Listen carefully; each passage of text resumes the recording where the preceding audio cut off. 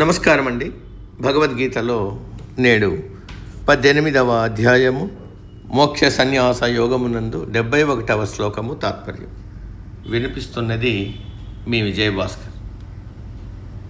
శ్రద్ధావాననసూయశ్చ శృణుయాదపి యో నరః సోపి ముక్తః శుభాన్ లోకాన్ ప్రాప్నుయాత్ పుణ్యకర్మణాం.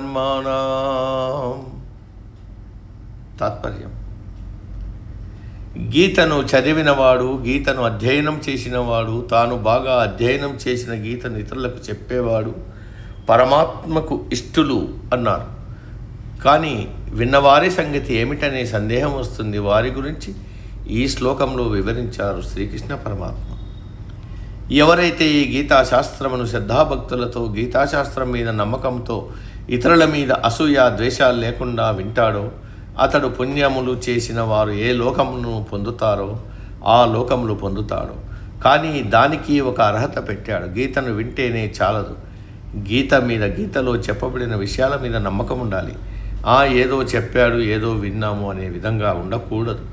అన్నిటికన్నా ముఖ్యమైనది నమ్మకం.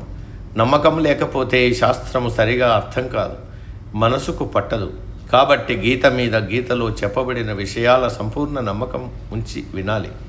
గీతను వినిన తర్వాత అతడిలో ఉన్న అసూయ ద్వేషాలు పోవాలి. అందుకే శ్రద్ధావాన్ అనసూయశ్చ అని వాడారు. శ్రద్ధతో వినాలి. విన్నదానికి ఫలితం ఇతరుల మీద అసూయ ద్వేషాలు నశించాలి. అప్పుడే అతడు తాను చేసిన పాపాల నుండి విముక్తుడవుతాడు, పుణ్యలోకాలు పొందుతాడు. కాబట్టి ఊరికే వింటే ప్రయోజనం లేదు, శ్రద్ధతో వినాలి. విన్నదానికి ఫలితం మనలో ఉన్న అసూయ ద్వేషాలు నశించాలి అని పరమాత్మ అభిప్రాయం. నాకు చదువు రాదు, గీతను చదవడం రాదు, చదివిన అర్థం కాదు. కానీ ఎవరు నిరుత్సాహపడనవసరం లేదు. గీతను శ్రద్ధతో వింటే చాలు. అసూయ ద్వేషాలను మనలో నుండి పారదోలితే చాలు. వారి పాపాలు నశించి వారికి కూడా పుణ్యలోకాలు వస్తాయని చెప్పారు పరమాత్మ.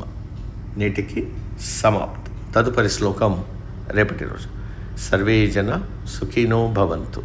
అందరూ బాగుండాలి, అందులో మనం ఉండాలి.